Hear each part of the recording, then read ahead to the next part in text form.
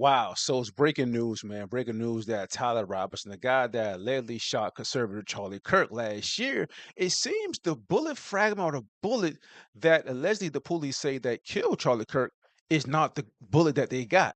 Crazy situation, man. Let's look at some news reports, but let's read this TMZ article and get into it. This is crazy. So we got here, man. TMZ article says Charlie Kirk murder. Dogs claim bullet used doesn't match alleged rifle. Wow, that is crazy.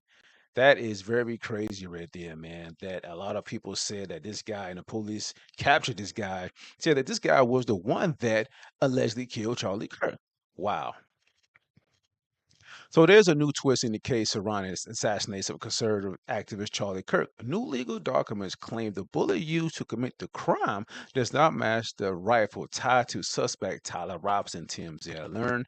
According to the legal docs obtained by TMZ, Robinson's defense team urges there's a discrepancy between the ballistic evidence and the weapon prosecutors say is connected to Robinson, who's facing multiple charges, including aggravated murder and felony discharge of a firearm causing serious bodily injury in Charlie's sling. So this right here is his mugshot when the police captured him right here, man. Robinson's attorney claims the Bureau of Alcohol, Tobacco, Firearms, and Explosives conducted a summary report which indicates the ATF was unable to identify the bullet recovered at autopsy to the rifle allegedly tied to Mr. Robinson. The motion continues. Although the state has not indicated an intent to produce this report at the preliminary hearing, the defense may very well decide to offer the testimony of the ATF firearm analyst as exploratory evidence. The defense also says there are multiple categories of forensic evidence that are still incomplete, according to their discovery request, and until they get the full case files and testing protocols and they have their own experts review them, they won't be able to determine whether that evidence is actually reliable if it ends up in court. Wow. In the docs, Robinson defense says is drowning in evidence, claiming prosecutors have already handed over 20,000 files. Damn, 20,000? Damn. The whole includes about 61,500 pages, 31 hours of audio, and more than 700 hours of video across 5,000 clips. Bottom line, the defense says it'll take at least 60 days just to get through the first pass. Robinson's lawyers also recently made a push for the trial to be televised, saying keeping court proceedings as public as possible helps quell and contradict the tide of misinformation while secrecy fuels conspiracy theories. That is very true.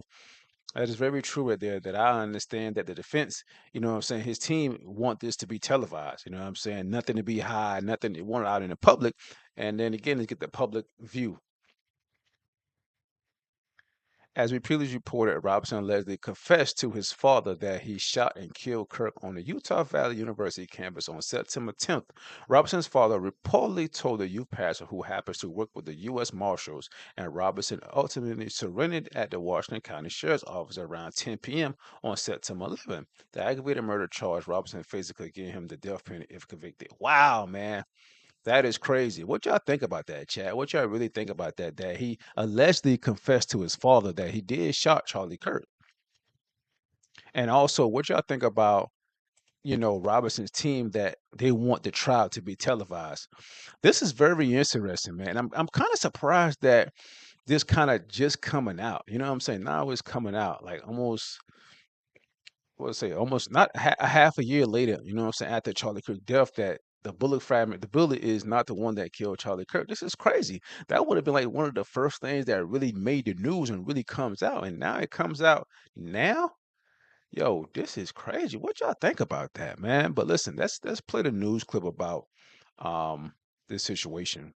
New developments in the case of Charlie Kirk's alleged assassin. Now remember, Tyler Robinson is accused of killing the right-wing activist at a campus event last September. But now his lawyers claim the fatal bullet may not match the gun allegedly used in the crime. Carter Evans has that story. It's been nearly 7 months since conservative political activist Charlie Kirk was shot and killed during a Utah Valley University campus event on September 10th last year. Now, attorneys for Tyler Robinson, the man charged in Kirk's killing, are asking to delay his preliminary hearing to review a mountain of material they say could help his defense. In a new court filing, the defense claims in an ATF report summary that the agency, quote, was unable to identify the bullet recovered at autopsy to the rifle allegedly tied to Mr. Robinson. Doesn't mean that those bullets aren't the same or that they aren't connected. It just means there isn't enough evidence there to come to a conclusion. Chad, what she mean by that? I'm kind of confused. If the bullet doesn't match that killed Charlie Kirk that they found, like, well, I'm kind of what is she talking about? Like, I'm not a lawyer or a police officer, nothing like that, but I'm just saying, like, if a bullet was there that in Charlie Kirk's body, they got the bullet, they got the rifle. Oh, it's not the same one. Yo, this is crazy. CBS News legal contributor Jessica Levinson says this is not unusual. It is sometimes difficult to match bullets that were recovered at autopsy with bullets that are associated with a defendant's gun. And that could be based on lack of evidence and lack of markings on those bullets. Robinson has been charged with aggravated murder in Kirk's death. He has not yet entered a plea. Prosecutors intend to seek the death penalty. Robinson hid the gun and told his roommate to delete incriminating text messages. Prosecutors allege Robinson admitted to killing Kirk in those text exchanges. Roommate, you weren't the one who did it, right? Robinson, I am. I'm sorry. Prosecutors also say they have DNA evidence that connects Robinson to the killing. Levinson says the inability to conclusively match the bullet won't necessarily damage the prosecution's case. The prosecution has other evidence to rely on. This does not completely undermine their case. For CBS Mornings. Wow, this is very interesting, Chad. This is very interesting. This case is going to be all over. You know what I'm saying? Especially when the trial really starts, and hopefully they televise, because I really want to watch this, and I'm really going to pay attention, because this right here, will this really blow a hole in the case? I don't know. You know what I'm saying? Because the lady said that this really doesn't really, it matters, but it's not a big thing that the bullet doesn't match. You know what I'm saying? Because they got DNA evidence, they got text messages, they got pictures, videos, and stuff like that. So 9 out of 10, this guy really, he's going to be found guilty. Let's be honest. You know what I'm saying? Charlie Kirk was a big conservative, got a big fan base and stuff like that. You know what I'm saying? Connected to Donald Trump. Yeah, he's gonna be found guilty. But let's listen to this guy also on YouTube kind of spoke on this situation. I'm not gonna play the whole video, but I'm gonna play a little bit of what this guy had to say. Very interesting. Well, this guy YouTube his name is Lino Nation. He talks about a lot of political stuff, and some of his videos I watch already. Kind of interesting stuff that what he do be talking about. So let's watch some of it right quick. My friends, this is big news. I don't want to say breaking news. I don't even know what the hell breaking news means. But let me tell you something right off the bat. You know and I know that we haven't bought any of the story regarding Tyler Robinson. Nothing. But this is huge. Something just happened in this case that changes everything.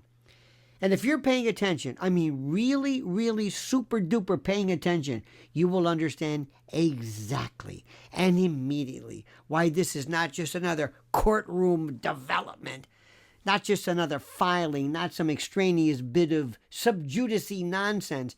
That's just another technicality buried in legal juridical language. This is the kind of detail that cracks a case wide open. That, I say it to you, bespeaks and yells reasonable doubt. Remember, nobody has to prove Tyler Robinson is innocent. They've just got to present a reasonable doubt. A reasonable doubt as to whether the state of Utah can prove beyond and to the exclusion of every reasonable doubt and with a degree of moral certainty that all of the elements of murder can be proved. Because now, right now, according to a new defense filing, the bullet that ostensibly killed Charlie Kirk may not match the rifle prosecutors say was used by Tyler Robinson. Let that sit for a second. I don't care what you say. They're going to qualify it. Oh, they're going to, well, that doesn't mean that it was ruled out. No, you have to affirmatively prove that. This is the biggest piece of not guilty there is. This is reasonable doubt. What are we talking about after? If you can't prove, if they can't prove that this 30-06 granddaddy shooting iron was the one responsible for the dispatch of Charlie, that's it. What are we talking about? What, Martians did this? Let this sit in. Yeah, that's the same thing I'm saying too, chat. That I'm kind of confused, like what the lady said. That what I'm saying, this is big, but it's not as big as people think. You know what I mean? That they still can prove this guy's guilty. But in my eyes, I'm like, if that's not the bullet that killed Charlie Kirk, will he really be found guilty?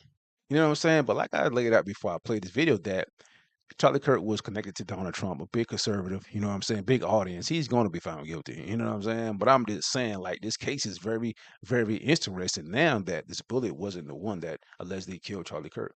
Crazy situation, man. For a second, let this marinate. The bullet doesn't match the weapon. Huh? You see this right here? You know what this is? This is hand soap. It doesn't match the weapon either because it wasn't used.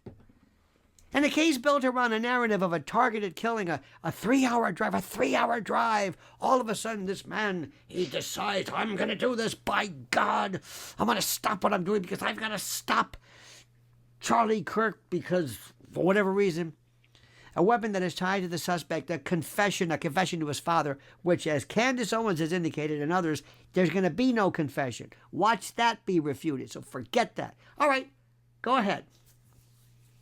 Try. Let's work with that one later.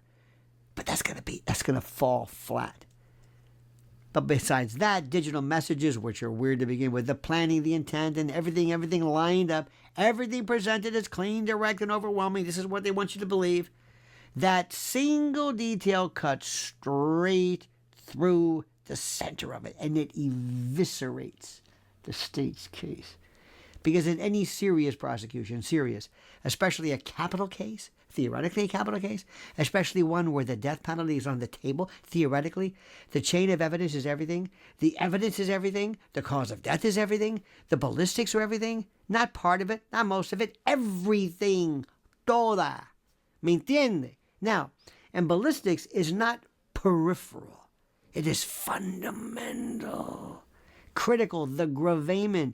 You were telling a jury that this man used this weapon to fire this bullet that killed this victim, right? Right? I mean, that's the spine of the case. And if that connection weakens, even slightly, the entire structure collapses like a controlled demolition. It's like a Building 7 collapse. Now, the defense is saying that the Bureau of Alcohol, Tobacco, and Firearms, ATF, and explosive could not match the bullet recovered at autopsy to the rifle allegedly tied to Tyler Robinson. That is not a small discrepancy. That is not a footnote. That's a rupture. It is a hemorrhage. And it doesn't stop there. Oh, nay, nay. The defense is also pointing to DNA complications. Yep, DNA. Multiple contributors on key pieces of evidence. Complex mixtures that require expert analysis across disciplines. Not just one scientist, not just one report, but layers of interpretation, validation, and challenge. Didn't know this, did you? That means uncertainty. That means ambiguity. That means reasonable doubt. And reasonable doubt can stop the train. That means the kind of doubt that defense attorneys will build entire strategies around. Remember what I'm telling you. Remember who I am. I'm a former prosecutor. I'm a lawyer. I know what I'm talking about. I'm not just some guy giving you an opinion. I'm telling you the truth. And then there is the volume. The volume. 20,000 files, audio, video, documents, discovery that is still being processed, still being collated. Evidence that has not even been fully analyzed yet. The defense is asking for time, months of it, to go through what the prosecution is presenting. And they'll get it. By the way, I'm sorry, Erica Kirk's motion for speedy trial notwithstanding, or recommendation of speedy trial. That alone tells you something right now. See, this is not a simple case, as you know. This is not clean. This is not locked down in the way that they would like it to be. Not the way that it was initially presented to the public. Oh, nay, nay, nay, nay, I say. Because He say, nay, nay, nay, nay. Listen, man, so I'm not going to play the whole video, man, but listen, you could tell that guy right there, Lionel Nation, pretty good channel, you know what I'm saying? Y'all need to go and follow him. He's a lawyer.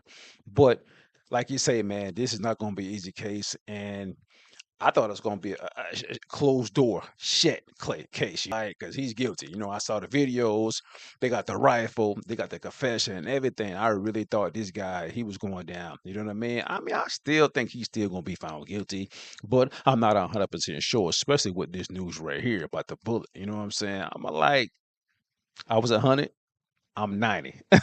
I'm 90% sure he's still gonna be found guilty. But listen, you never know, man. I done seen some trials that it went the other way. You know what I mean? Meaning the guy or the person was found not guilty. That a lot of people thought he was guilty. So you just never know in these trials. But listen, y'all tell me what y'all think about this whole thing, man, about this news right here about the bullet not matching. This is a crazy situation, yo. What do y'all think, man? Let me know in the comments.